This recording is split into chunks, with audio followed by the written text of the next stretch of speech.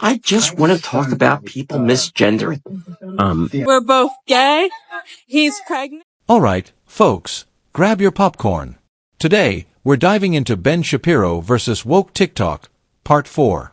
I feel as though each time we do one of these videos, the number of brain cells in my head decreases. Let's jump straight into this roller coaster of pronouns. The U.S. military is the world's largest consumer of oil. Before we continue, if you're enjoying this, hit that subscribe button and help us reach more viewers.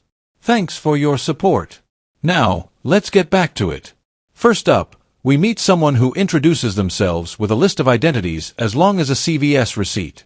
It's like they're hosting a one-person diversity panel.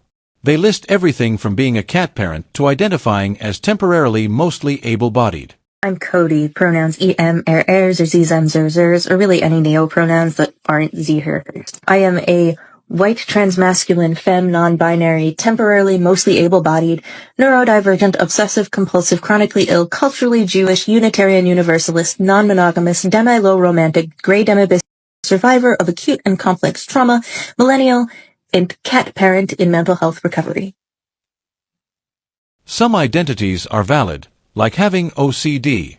Others feel like random adjectives thrown together. So some of these things are actual medical, diagnoses, right? Obsessive compulsive disorder is an actual medical diagnosis. Chronically ill is sad. Culturally Jewish, I'm gonna go not smudge. My culture is not a costume. Non-monogamous. And demi-low romantic. Demi-low, you like Demi Lovato? I got nothing. Cat parent was the thing that explained it. You don't need all the rest. But let's be real, cat parent stole the show. Cats explain a lot about someone's personality. Then, there's this take, apparently, female last names don't exist because of patriarchy. Plot twist, this conversation supposedly happened with the person's girlfriend. My girlfriend and I were talking about, hypothetically, if we got married, would you take my last name? Obviously, no, we're feminists. That's not what we're trying to do. But then I was like, okay, so you're going to keep your last name, which is actually, that's actually your dad's last name. So you could take your mom's last name, but that's actually her dad's last name. And it goes on and on it goes. And I realized there's no such thing as a female last name. Like, they just simply don't exist because patriarchy. Here's a history fact. Surnames started as a way to trace lineage. Maternal lineage is obvious. Babies come from moms. But paternal lineage needed surnames to confirm the dad's side. Don't believe him that this is a conversation that happened in real life as he talks about being a feminist on his flamingo sheets. So I don't believe him that he has a girlfriend. And the reason that the woman generally took the father's name is so the child would take the father's name, which was important because you can establish the maternal lineage of a child by the fact that the child was in the mom's body. But it's harder to establish the paternal lineage of a child without the last name being applied to the kid. That's the actual reason why paternal names became a thing. Patriarchy. Things take a wild turn into environmental politics. Get ready. Someone claims the U.S. military is the #1 cause of global warming. What do you think is the number one contributing factor to global warming? Agriculture? The fashion industry? Something else? I'll tell you a secret. It's the U.S. military. According to them, war itself is the problem. They might have a point if their rant wasn't paired with dance moves that scream alien puppeteer in a human suit. The U.S. military is the world's largest consumer of oil, depleted uranium, jet fuel, pesticides, lead, and other chemicals, too. Do you think it's a coincidence that the military emissions are often overlooked by climate studies? The Kyoto Protocol! That's why.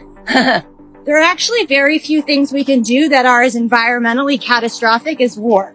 Watching them gyrate while quoting Noam Chomsky is strangely hypnotic.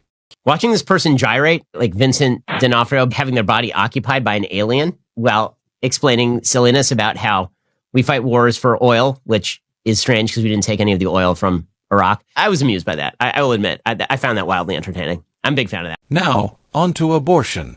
TikTok philosopher number 57 claims life doesn't matter at conception, or ever. Life doesn't begin at conception. When does it begin? It doesn't matter, Brandon. It's never mattered. At no point ever has it mattered whether it's just a clump of cells or a fully fledged person already accepted to Harvard University. It has never, ever mattered when life begins. The point is that a person cannot use another person's body without their permission. By forcing women to share their bodies with fetuses to keep them alive, you are actually suggesting that fetuses should have more rights than any other person in the world, and that people with uteruses should have less rights. If you want a fetus to have the same rights as other people, I hate to break it to you, but you be pro-choice. They ask, how did the baby get there? Did it just waltz in like a sitcom neighbor? Most cases are the result of voluntary actions, excluding assault or incest. The vast majority of cases, people who get pregnant do so because they took a voluntary action that led to the pregnancy. That is a predictable risk of having, regardless of whether you're using birth control. You know the risk that you are going to end up being impregnated. For analogy fans, they pull out Judith Thomson's violinist problem. A fairly frequent example is brought up by the philosopher Judith Thomson. She suggests the quote-unquote famous violinist problem. Okay, the famous violinist problem is a famous violinist is hit by a bus, and you are sedated. And when you awake, the famous violinist is linked to you by an IV that is keeping them alive. Are you allowed to pull out the IV? And so there are a few problems with this. One, the famous violinist is not your child. If the famous violinist were your child, pretty strong moral case no. And that does change based on the relationship with the child. Two, what if you took the action that led to the person being linked to you, which is generally the case in abortion, right? Leaving aside rape or incest. In the vast majority of cases, people who get pregnant do so because they took a voluntary action. And now, a chiropractic rebellion. Someone storms out of an office, not because chiropractors aren't real doctors, but over a constitutional rights poster at the front desk. So I'm driving home from a chiropractor appointment. I never actually had it because I left. Because here's the deal. I show up, I'm in the parking lot, call them up. Oh, you don't have to call us ahead of time. Okay. So I go in, no signs up about masks. No one's wearing masks. I got mine on, but okay. But then I see it. An advertisement for somebody running for the local school board taped to the reception desk so everybody can see it. Bullet points are constitutional rights, freedom of choice, blah, blah, blah. Taped to the desk at a reception of a freaking doctor's office. I mean, okay, chiropractor, they're not really doctors. But still, what the hell? Why do I have to make the decision to leave the office because you are an idiot? I am so tired of this. Was this poster really worth making a scene over? My favorite thing is that he's super pissed off that it says things like, for a candidate, and it says constitutional rights on there, and I had to leave. I hate the Constitution. Next up, the piece de resistance, a drama titled, Though We're Both Gay, He's Pregnant. I am wearing the pants. He's wearing the skirt. We're both gay.